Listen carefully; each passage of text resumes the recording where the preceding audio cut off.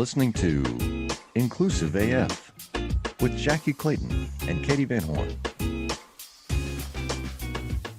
Good morning, Jackye. Oh, good morning, Katee. How are you? I'm good. Happy Super Bowl Monday. What do you even call that? We're done with football for like 7 minutes is what I call it. I did there were a bunch of ads during the Super Bowl that were like, don't worry, football's back in like 5 weeks. And I'm like, my personal favorite ad was the inner trauma I felt by the Jesus ad. okay. That was the one that I was just like, there were all these people yelling at each other's face. And then it was like, Jesus likes all of us. And I was like, okay, there's so many, like, when is the trauma going to stop? And I was like, oh, Jesus. Like, I was like, this is like, so that happened. And Rihanna's pregnant. Blessings. Yes. Right? Yes. And we are blessed. And for those of you who are just joining us, this is the Inclusive AF podcast. Yes. Oh yeah. Yes. So I'm sorry, but I do want to say my actual favorite was the flag football. I loved the flag football, which I think was women. Nike. That was great. And then she goes to hug her mom in the kitchen, and then her mom tries to steal her flags too. Yes, that one I laughed out loud. So that was a good one. But anyhow, all right. This is the Inclusive AF podcast, and we have an amazing guest today. And so we're just going to jump right in on this fine Monday morning. You all will be listening to it on Wednesday, but it is Monday for us. So Aurora, thank you so much for joining us. Would love for you to introduce yourself. Thank you. I'm so excited to be here. Hi, everyone. My name is Aurora Higgs. My pronouns are she, her, and they, them. I am a lot of things, a mess, chaotic. I am also an activist and an advocate because it's the right thing to do, but also because I am a Black trans non-binary femme in the former capital of the Confederacy here in the Southern United States, Richmond, Virginia. Which means that there's a lot to do in terms of fostering equity and trying to dismantle oppressive systems. And so that's always something I'm trying to do for myself, for people who came before me, people who come after me. And but I'm also not a martyr, right? I am a burlesque performer. I am an artist. I am. I saw your face, Katee, when I said burlesque performer. I love doing burlesque. Let's discuss. I'm also a scholar for LGBTQIA plus things, and I'm going to talk. Actually, later this month, I'm talking about how burlesque is a really great way to find liberation if you're as oppressed as, someone like me, being Black, trans, being neurodivergent. And then also I have a mural in Richmond, Virginia, and there is going to be an exhibit that I'm going to be speaking at with the artists. I'm going to be on a limited edition beer can. What? I live in a brewery town. And so that's the kind of thing we do in Richmond, Virginia. And I absolutely love it. And so thankful for the support of my hometown. So that's a little bit about me.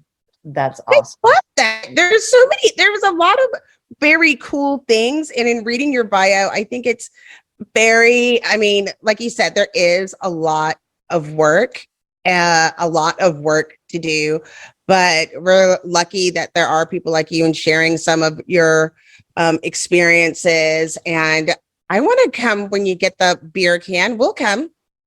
You know what? And it's limited edition at the opening of the exhibit only. And so now I've been tasked by so many people to get my hands on as many of those beer cans as possible. Yes. So I will try my best. Listen, let us know when the opening is. If it's this week, we'll be there. We'll be there. It's the 17th at the Virginia History of Museum and Culture. For those, if this comes out in time, for anyone who's listening and you want to come. It is a ticketed event, but let me know. Maybe there's something we can do. Just saying, but yeah, we'll make it work.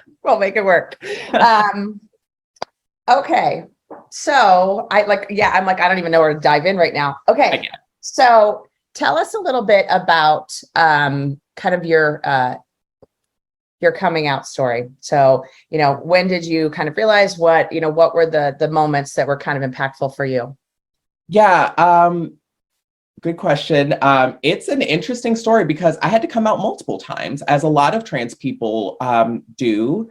And I came out to my parents. I was socialized as male, assigned male at birth, for anyone who's listening and, kind of confused by what I mean when I say non-binary trans femme. It means that I was assigned male at birth, socialized as male, identified as male for most of my life, and then transitioned and started identifying as a woman. And then after that point, I was felt like, oh, I don't really want to live with the gender role expectations that we put on women. And so I want to be my own kind of entity. And so, but my coming out story started, I was 7 years old and I came out to my parents as gay. And I have really amazing parents. They are so loving and accepting by default.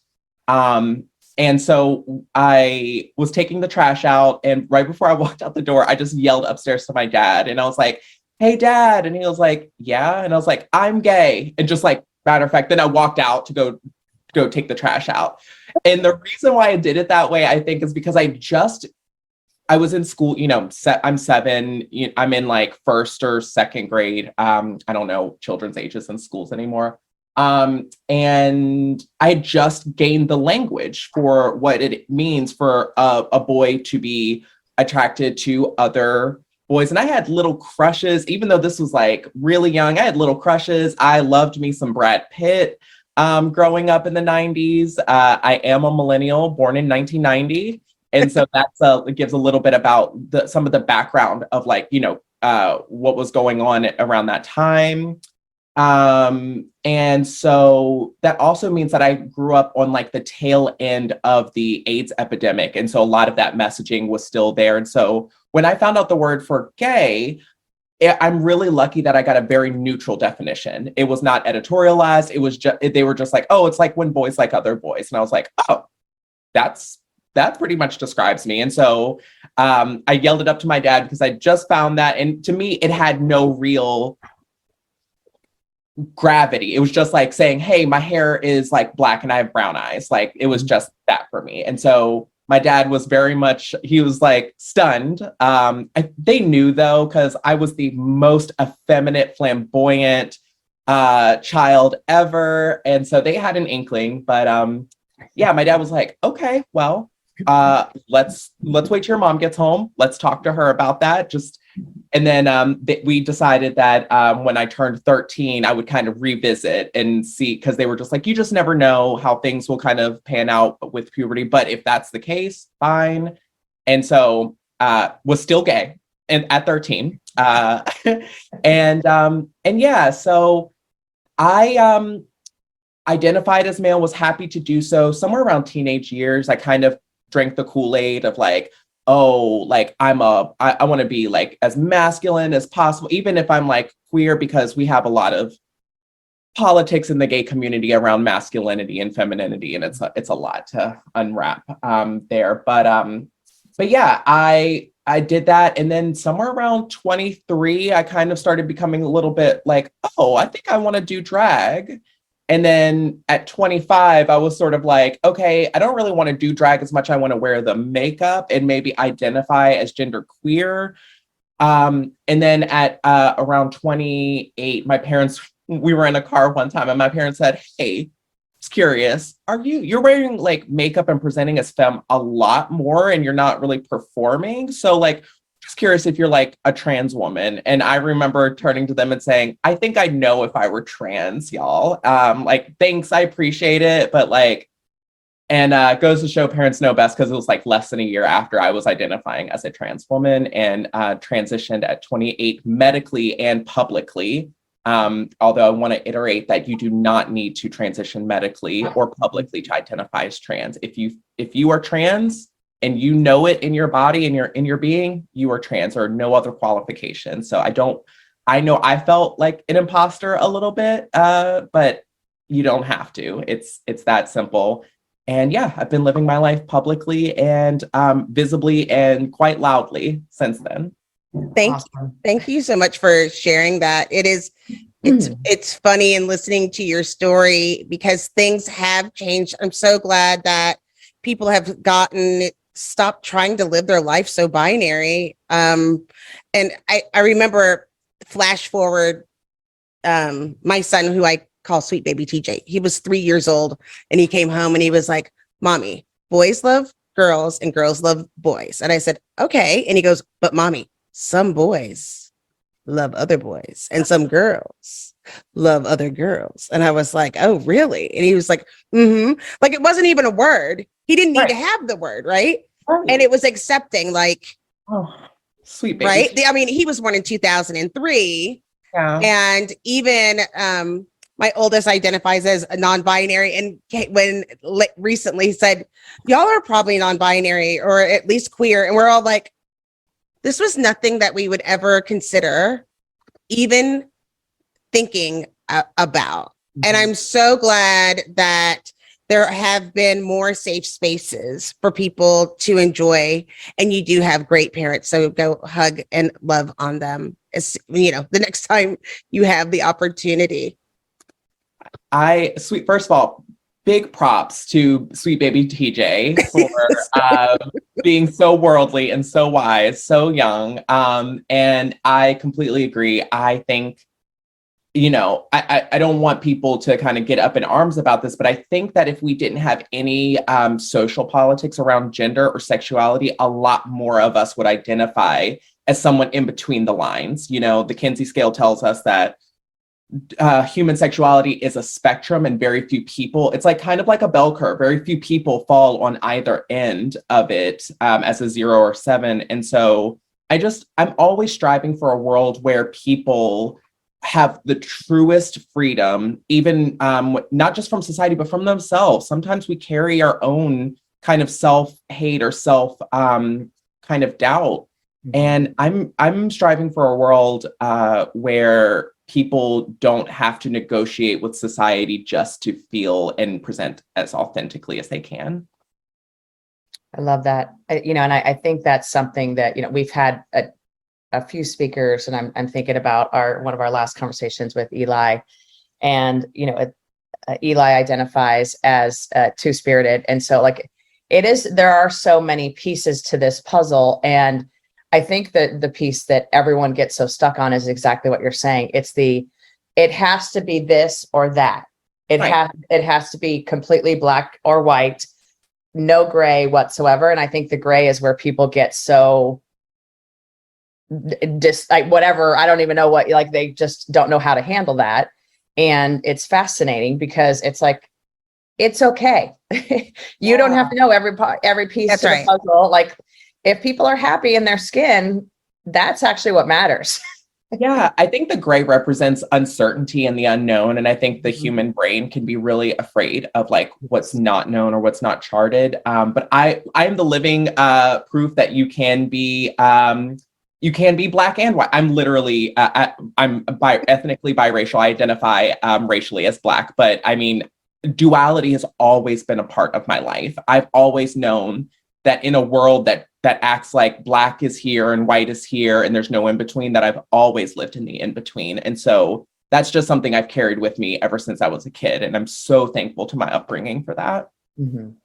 Well, I want to know, as you're going into these different spaces in consulting, what do you see come up more and more that you're having to kind of discuss, or that your clients hire you to come in to discuss? What kind of things, topics seem to be a regular theme?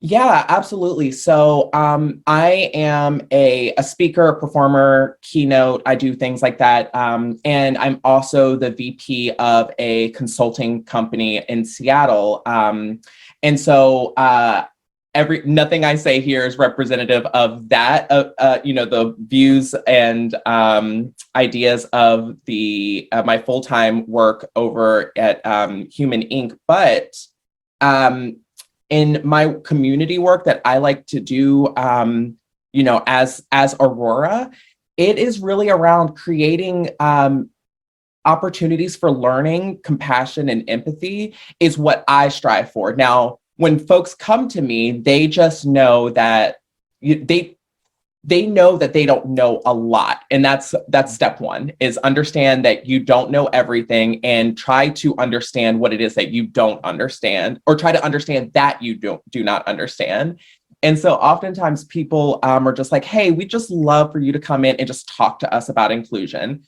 I've done work for Legal Aid Justice Center. I've done work for the my state department for health professionals, the State Department for Behavior and Development. And folks are just wanting right now, it seems, to have somebody who is not a trauma story, who is willing to teach other people, because as people on the margins, it's not our job necessarily to teach others.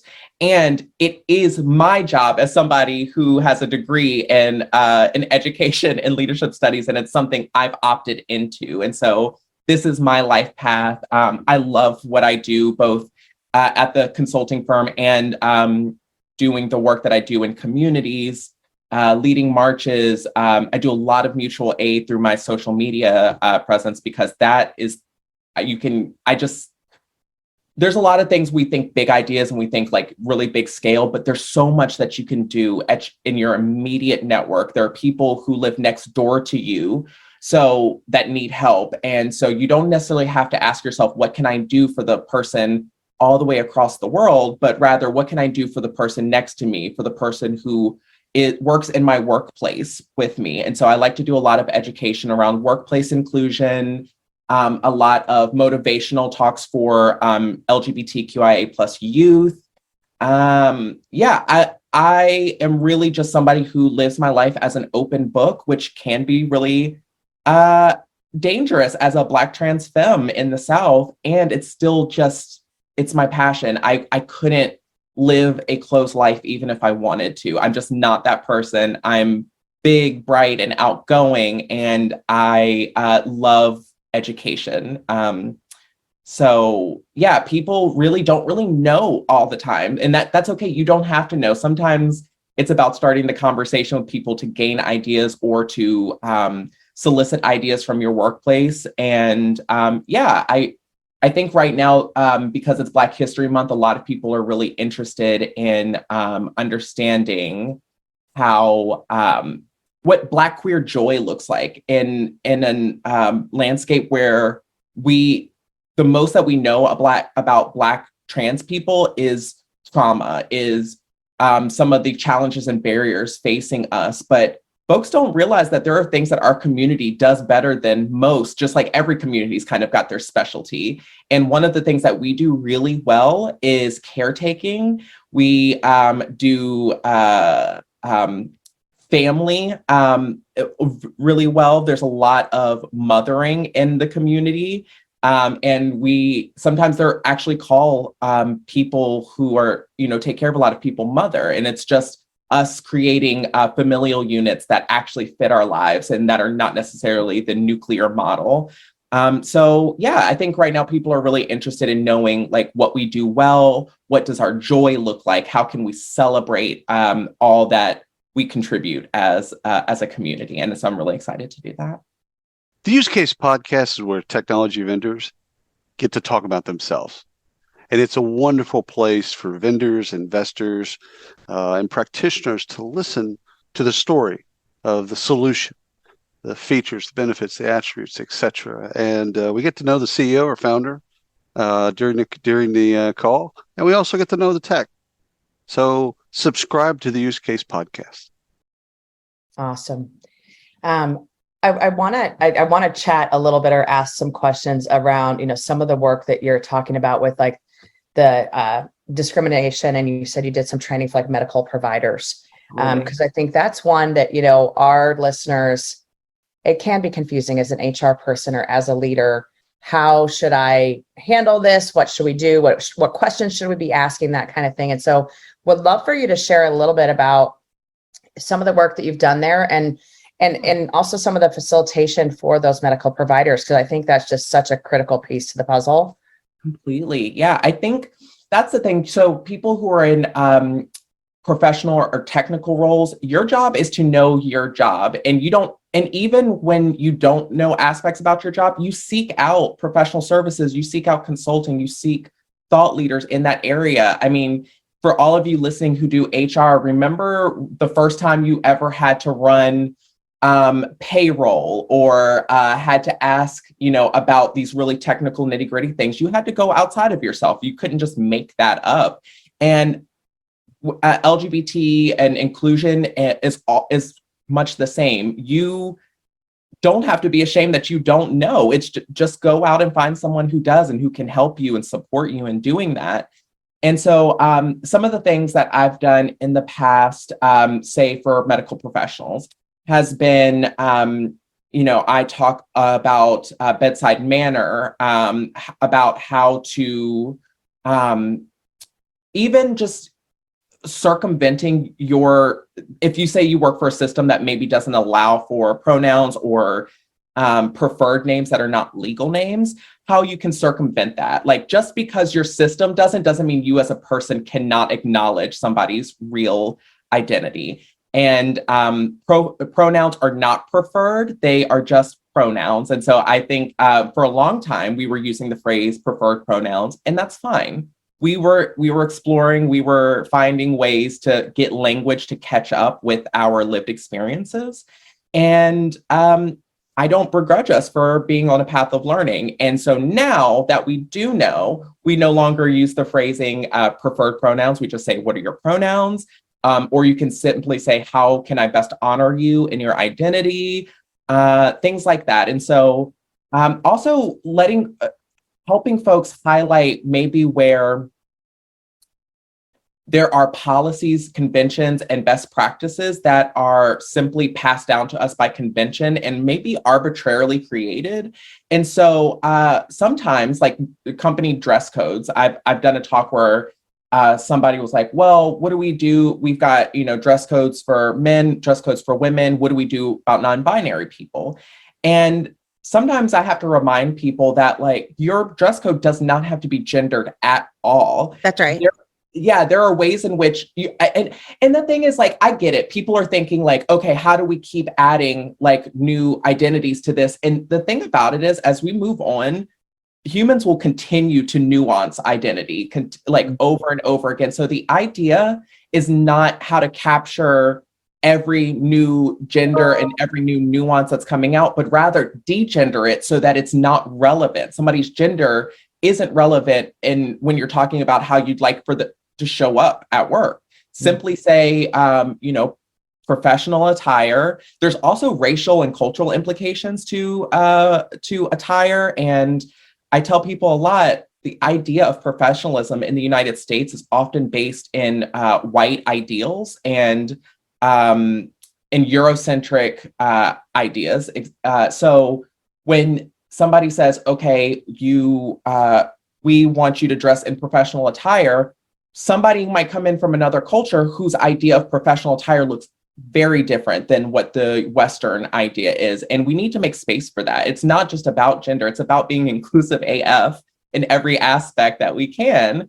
And so the thing about being queer and having queer as my politic is that the true politics of queerness are also anti-racist. We are anti-ableist. We are anti-xenophobic. And so sometimes I'm coming in and I'm talking to people about how to treat their, not just how to treat their LGBT folks, but how to treat their folks inclusively as possible, such that even if somebody is LGBT, they're still captured under the umbrella of inclusion. So I've done talks I've done a fireside chat with SHRM. So a lot of you HR folks, I'm sure you're familiar with SHRM and the chapter, your local chapter. And just letting people know that it's okay to not know everything and seek out advice. So I'm here for that. There are other people who don't get their flowers, who are really good at this. And industry needs us because industry depends on the capital that humans create, and humans will always be nuanced and slightly chaotic and beautifully so. So, sometimes I come in with a narrow scope and I widen that scope intentionally and say, like, it's, if we're just talking about LGBT, that's fine, but we can easily talk about inclusion and scalable inclusion such that as many people feel like they belong as possible, not just these certain groups that you're picking out, because that's also a type of supremacy and bias, is just like picking groups that are top of mind to service when you could really be doing things that are much more sustainable for your entire workforce. And I'm glad you said that. And I feel like so many people, first, as they're learning these lessons, as you're sharing, need to think about themselves. A lot of people don't accept themselves and have internalized it, which makes it difficult to get those messages. And I'm very appreciative of you of saying to you for saying it's okay if you don't know anything. I know in doing the work, there's people who feel shame, which turns into anger. And it's like, dude, all I said was and like I use she, her pronouns. That's all I said. Yeah. And you just turned it into this big freaking spiral, like this death spiral. And I think there's something that you should unravel there. And I learned, it sounds like you would have learned this in education as well, that as you're learning, we learned in school that somebody tells you when you're successful, right? Like you do a paper, you get an A, you do this, you get an A. And in real life, the learning comes in those moments when you feel a little, and it's like, congratulations. Yeah. No, that's exactly it. It's like real learning happens outside of your comfort zone, right? Mm-hmm. And so as a, Black trans consultant, activist, performer, I don't know how to do my taxes. I have to come. It's okay if I have to come to you to know how to do my taxes, which is something that every individual is expected to do. And yet I don't know how to do it. I don't want to know how to do it. So I seek outside help. And it's really just that simple, is whenever we don't know, we can seek support. That's the whole point of building a community and a knowledge base, a diverse knowledge base, is so we can rely on each other. This whole idea, Western idea of pull yourself up by your bootstraps, rugged individualism, is going to get us in trouble if we don't really take a step and analyze what that means. As technology advances, as we become more digitally connected with other parts of the world, we're also becoming interdependent. Mm-hmm. And we already know this. Like, I mean, even remember in the pandemic when some countries were really deeply in the throes of COVID-19, we were finding shortages in things like lumber or, I know in special incense from like Vietnam, like things that we had come to enjoy. We found that we did not have access to them because the folks who we depend on, who live on the other side of the world, were not in a good way. And so it is a myth that we are a truly independent, that you can. I also hate the saying pull yourself up by your own bootstraps, because not only is it not really realistic, it is physically impossible. So how are we using that analogy to mean anything when it doesn't? Right. You can't. Possible. You cannot pull yourself up by your bootstraps. You can't. And so like the idea that is an analogy that is really like affecting people's minds, it's like, okay, I get it. I heard that too. And I am hyper independent because I am trans and I have, concerns that sometimes I am going to be on the margins of the world. And so there are a lot of ways where I'm like, no, I'm going to do it myself. But that's exhausting, and it is not sustainable when, plumbers out there might think like, well, what does this have to do with me?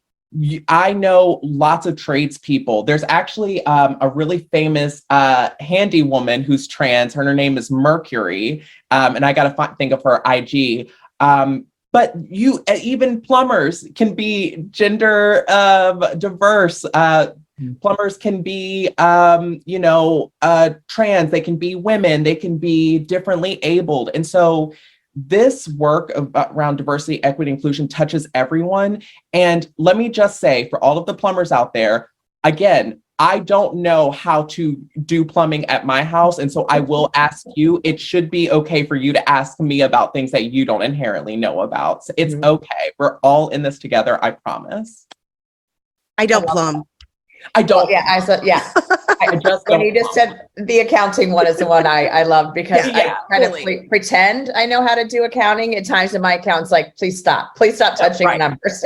You're making things harder for me. Right. Right. But I love that you say that because it's so true. Because all of a sudden, when you say, "Oh, I encourage you to read this book to learn more about various culture," then somebody will say, "Oh, you shamed me. You made me feel bad." No, I did none of those things. And then, like, I remember moving. I live in Waco, Texas, and they said everybody's bringing tater tot casserole, and I cried for hours. And I was like, I don't belong here because I don't know what a tater tot casserole is, and I'm too embarrassed to ask what a tater tot casserole. I still don't. And then I found out what it is, and then I'm like, why is anybody making tater tot casserole? Like, it was a whole thing. Okay, well, we might be on different sides of that issue because when I heard tater tot casserole, I heard tater tots and cheese, and I'm always in for potatoes and cheese together. Same. This one had like a cream of chicken, so we'll talk about it. Okay. Maybe I'm not with that then. Okay. Yeah, I could do without that. it's kind of like hot dish in Minnesota. I was like, I don't understand this. Like, it makes no sense. I've heard of hot dish, Yeah, but then it was cheese and potatoes. So yeah, which Aurora. is much different than a hot pot. Completely different. Yeah. We have a hot pot place here, which in Richmond, we don't have a lot of like, we're getting better about becoming more worldly, but I am dying to try Chinese hot pot. Yes. Oh, it's so good. It's so good. Yeah. You'll love it. Definitely. Let's just talk about food for a while. Let's do that. I could absolutely talk about food all day. One of the first episodes that Jackye and I recorded was right before Thanksgiving. And we were like, so what do you make for the holidays? And we did determine that there are some very different things between a white German Irish household and a black household of what you make. And I still won't make potato salad. So, there's that. And again, I am white German on my mom's side and then black country, like black North Carolina farmland on my dad's side. So absolutely. We used to do 2 Thanksgivings and they were quite different. Very different. Yeah. I definitely preferred my black Thanksgiving a little bit more because we just had way more smatterings of like everything. So yeah. Yes. Inclusive. Okay, so in Virginia, as you are doing this work and as you're, so how do you get a statue in or a recognition such as this? Like, how does that happen? How does that come about? Yeah, so I have a mural in the Thanks, north side. No, you're fine. I want a statue. Listen, and I'll tell you why, because it sounds like it's purely vain, but there's a reason why I have no shame in like being very open and I don't know. I think that really quickly, the reason why this was so special to me is that for those of you who don't know, Black trans femmes are one of the most violated communities in proportion to our community size. We are a small community, and yet we receive so much violence, disproportionate amounts of violence.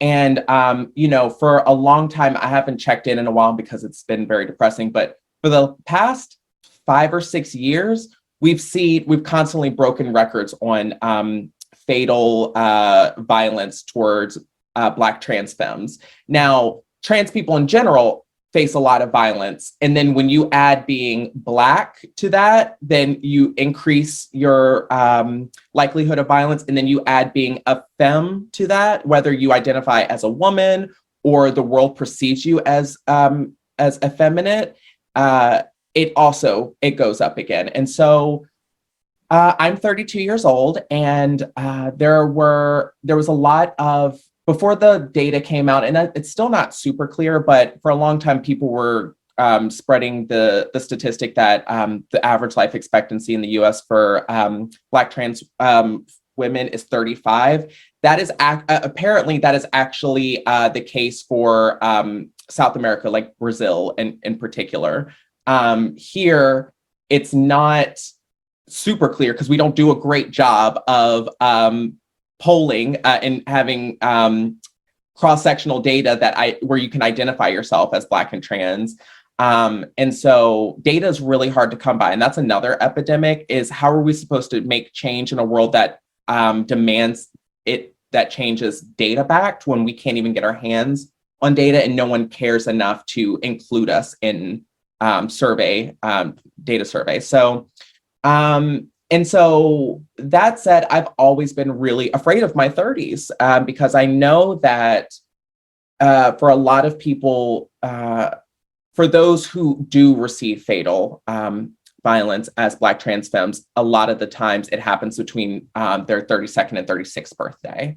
And so that's abhorrent. That is not okay. That is, I will not stand for that.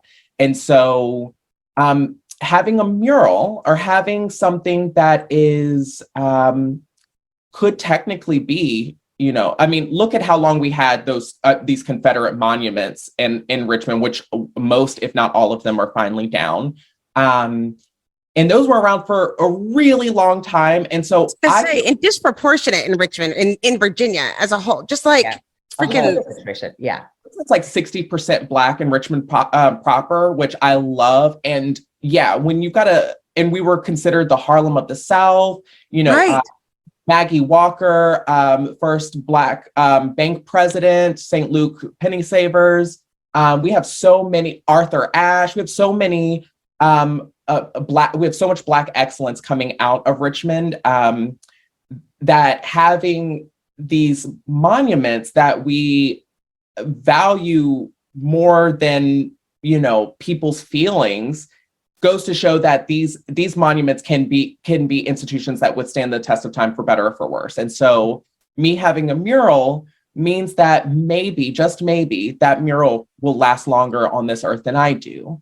And so that is a form of immortalization to somebody who is hyper mortalized, if you will. And so it means a lot to me. It really does. And the way I got a mural is, so me and a group of women here in Richmond, Virginia, my older sister, Chelsea Higgs Wise, who does a lot of work in cannabis legalization, which is a hot topic here in Virginia. Folks like Dr. Jana, who is also a huge in the DEI space and wrote books like Subtle Acts of Exclusion. And then many others, and Nico Cathcart, who is an artist. And we were all honored. Well, I'm sorry, we were all asked to come to the bicentennial of women's suffrage movement. So this was in 2020. Women gained the right to vote in 1920 under the 19th Amendment.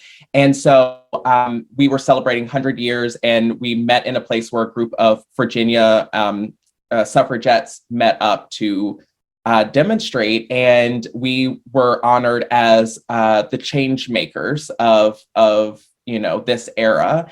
And so because of my work in the trans community and a lot of the work of the other women and femmes who were there, you know, we got to hear a lot about each other and build connections, which I always love. And Nico, who is this person that I didn't even talk to a lot before that, reached out to me like about a year after, maybe a few months, and said, hey, I'm doing a mural in this neighborhood in Richmond that is highly gentrified. And I want this mural to represent the city, not the neighborhood. I want it to represent the true legacy. And so I would really love if it was somebody of color. And if I'm going to do this mural, I want it to be authentic, and I want it to be, I want it to be like real. So she's like, I was talking to some people, your name came up, and I remembered you. And I was like, oh, I'd love to have, you know, a mural of Aurora, and reached out to me and said, hey, do you mind if I come take pictures of you in this beautiful floral headdress and use that picture to paint a giant mural? And I was like, absolutely, yes. No no, what is the word? I definitely was not humble about it, or was like, no, not me or mine. I was like, absolutely, because again, I know what that means to have a Black trans femme memorialized in this neighborhood that doesn't really have Black trans femmes in it, and maybe should. And so now my face is a reminder of what this city represents, and I love that, and I should not be the last person of color, the last femme, the last trans and non-binary person to have a mural or to be memorialized in this city. I want to be the beginning of that movement, not the end. So that's a little bit about, and so me and that artist are actually the ones who are going to be talking at the exhibit on Friday and opening the exhibit. And and her artwork is, she painted a smaller portrait of that same mural that's going to be in the exhibit, along with a bunch of other artists. And the whole point of the exhibit is trying to raise resources and awareness for the Equal Rights Amendment to be ratified into the US Constitution. Awesome. So I love my community. We don't have the best legacy, but because of our past, we're that much more determined to make a brighter future. Welcome to This Meeting Should Have Been a Podcast, where we take on workplace issues from a skewed angle. No corporate buzzwords, you quiet quitters. And no strategic KPIs or dashboards. Get out of here. We're talking company culture, leadership, workplace. Guests who've lived through the chaos. So forget those slide decks. We're candid, clever, hopefully useful. We'll see you outside the boardroom. Go Lakers. Don't wear that. Nah, get out. Don't even wear that hat. That's fantastic. So when is it? It's getting revealed this week. Yeah, on the 17th of Awesome. February. Okay. And so, yeah, it's going to be, and then right after that, I'm doing a conference for the CAA to talk about how burlesque, the session I'm doing is play to escape the hell times. And that a lot of us can relate to that. It can feel like the hell times or the last few years. And so I get to do these two amazing things back to back. And I am the luckiest person in the world to be able to do this kind of work and to be recognized for my work, because so many people who look like me are never recognized for their work. It's super cool. It's going to be a great Friday. I'm excited. This happens. That is like really I want to see it. Yeah. No, I'm like, okay, how can I get to Richmond? Well, the exhibit's open until April 2nd too. So just saying, if you're in town, it's going to be up for a while. But yeah, the opening ceremony is on Friday. That's Awesome. great. That's great. So, burlesque. Yeah, burlesque. I'm a fan, so I would love to hear a little bit about it all. So you said you did drag for a while. I did. Okay. I'm in Arizona. And so obviously the conversation around drag shows became quite a hot button issue for us here with the latest round of politics. But would love to hear how you got into drag and then how you transitioned to burlesque, because both are amazing. Yeah. So I got into drag because I was a Drag Race baby. So when RuPaul came out with the show Drag Race, I watched from season 1. I was a hardcore stan. I don't always love some of the stances that RuPaul takes. However, I would say that RuPaul is a genius, is a media mogul, and really put a marginalized art form into the mainstream. And now it is appreciated by so many more people. It's gotten so big, so huge, and still a fan of anytime queer people are celebrating their art and creativity. And so I was getting into drag and I was like, oh, I love performing. Let me do this. And what I didn't realize is that drag was really, I didn't love performing in drag as much as I loved just presenting as a femme, which was very new for me. And that was my gateway to kind of my gender awakening. And so one time, so I was doing drag and a burlesque performer, so somebody saw me perform, and then their cousin was a burlesque performer and said, hey, I told my cousin about you. And that's the thing about Richmond. We're like 2 degrees of separation, any one of us from the other. And they said, they'd love to have you host one of their burlesque shows. at the speakeasy, and I was like, say less. I heard the word speakeasy. I heard the word burlesque and hosting. So, which meant that I didn't have to come up with a number and perform. I could just be myself and present as them, which was check, check, check for me. And so I did that. And while I was there, I was enamored by the art form of burlesque. It is a traditionally effeminate art form that is, well, here in Richmond is open to anyone. We actually have a few male identity performers, Bert Schaefer, I'm sorry if I'm getting that wrong.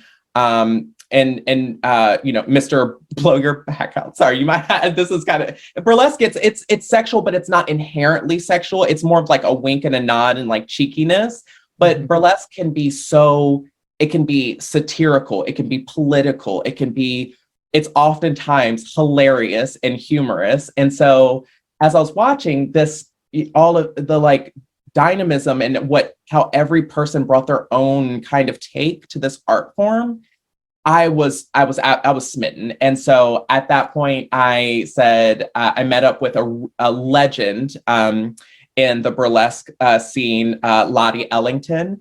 And I saw her perform while I was in college, and walked up to her and was like, I would love to take you to lunch and just ask you about burlesque. And she took me under her wing, introduced me to some people. I ended up doing my first number was a Spice Girls tribute, where we did a couple of group numbers as the Spice Girls.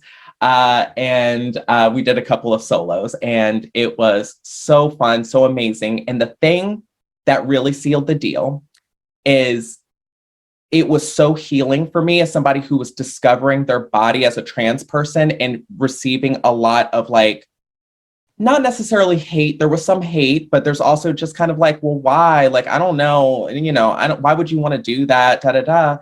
And also a lot of people saying, well, you don't really look like a trans woman. So like, are you a trans woman? And, again, that imposter syndrome set in.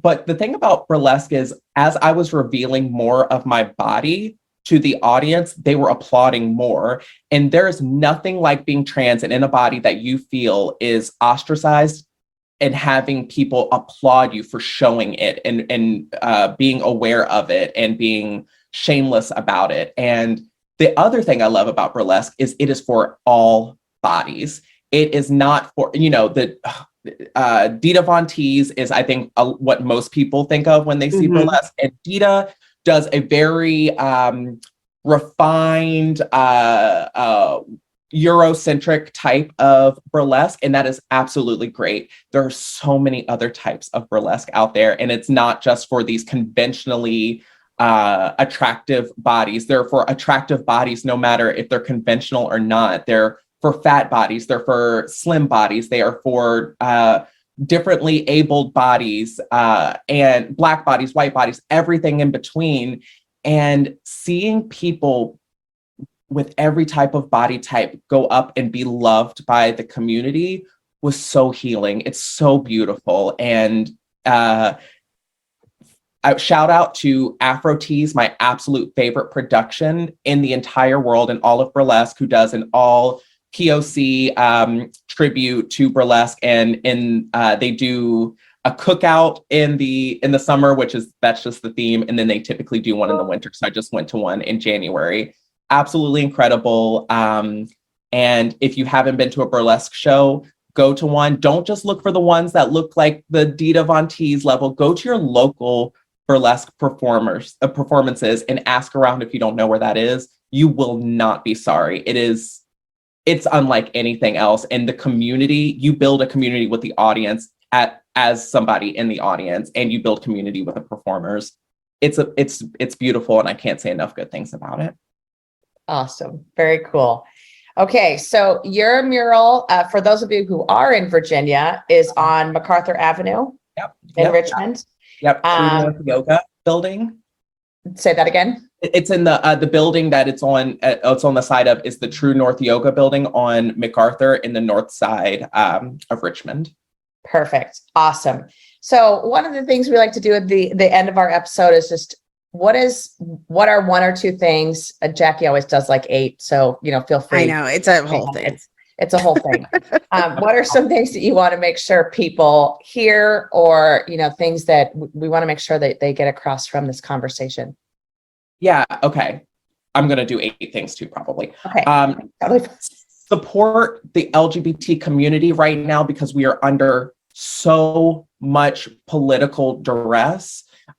Just like you said, you're in Arizona, and there's in the South, I've heard things in Texas too. Luckily, I haven't seen this in Virginia yet, but there are people who are building these phone trees to show up and picket drag queens reading to kids, and they're shutting down libraries who host these things. And the communities have, and some communities have funded libraries because their institutionalized funding is taken away, which I think is beautiful, but unnecessary. I think, I mean, it's children, there's nothing inherently sexualized about drag. If anything, any drag queen will tell you, drag queens are much closer to fun clowns than something that's inherently devious or sexual. And the thing, I think the perception around that is the fact that drag had to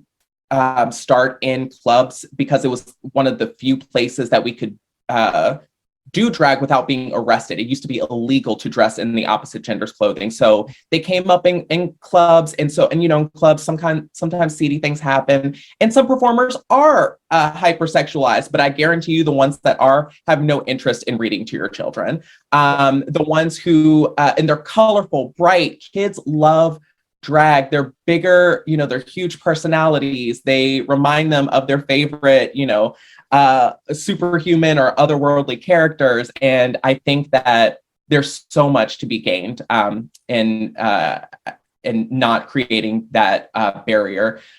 So support local drag, support local burlesque, support mutual aid in your local communities as well. Again, they're in a world where we think we're not helping unless we're giving $100 to someone across the world. You can give $10 or $20 to someone on your street and change their life. You can share resources. If you're in legal or HR, look into areas of your profession, of your industry that are about inclusion, diversity, and equity. And try to build as much knowledge as you can, or find people who can teach you, and do your work with an inclusive and equity lens. It's really important. We all have a stake in this work. Mm-hmm. I would say, remember that Black Lives Matter. We are still, just as a Black community, let alone in a trans community, we're still suffering at the hands of institutionalized and state violence. And so figure out what you can do to support your communities that way. And go do some fun stuff go see a drag show, go to a burlesque show. Not every form of activism is storming the streets or inherently angry or unhappy. There are ways in which we get together just to be joyous, that are also forms of activism, or forms of community equity building. And if you have any questions, please feel free to reach out to me as a person. I'm happy just to kind of, give what I can. And if I can't, then I'll either say that, or I'll direct you somewhere that maybe can help you. So just don't be afraid. Dive in wherever you can. We all have a job, and it's a good time. I promise you, you will not regret it. Awesome. Jackye? I think what I want people to take away is like explore yourself. It's a version of self-care. Absolutely. Take the time to get to know, quit trying to put yourself into the binary, because you can't be your true self by trying to put yourself into these boxes. Mm-hmm. And to do what you can with what you have and the time that you have. Nothing is too small, because for some, it's a matter of life and death. It oftentimes is a matter of life and death. And that's the thing. And no one deserves to die because they're being their authentic self. That's right. That's right. I'm going to kind of piggyback on what both of you said. I think, right now there are, I don't even know how many bills and, legal action being taken in different states across the US to discriminate against the entire LGBTQ community, but specifically the transgender community. Go understand what those things are in your community. Go and actually look them up and give money where you can to folks that are fighting some of this completely ridiculous legislation. Yes, go to a drag show. The folks that are dressing in drag and going to libraries to read to children, I agree with you wholeheartedly. It is such a fun and funny and entertaining for the kids, and there is no sexual component to it in any way, shape, or form. And yes, there are drag shows that are not kid friendly. And that is okay too. As a parent, up so that your and usually your child is asleep when those things are happening. Right, exactly. Yeah. And so I think that's the other part too, is find those opportunities where you can have them exposed to drag queens, because I think that it is exactly like you said. It is a costume, a show, and such an amazing, you both know this, like the makeup alone. I'm like, I have no idea how you do that. That is amazing. But I think those are some of the things that are just really, really important. And yes, it's a show up where you can to support these communities, and go to Richmond, Virginia, and look at a very, very cool mural. Absolutely. And just like, if you do want to reach out to me, if you want to contact me, my email is Aurora Higgs, HIGGS, speaks@gmail.com. My Instagram is Aurora Who Is She. I put up a lot of, just kind of photos of myself, selfies, but also a lot of mutual aid campaigns. And so if you are interested in following me in my life, feel free to find me on those two channels. Awesome. Perfect. Aurora, thank you so much for being here and chatting with us.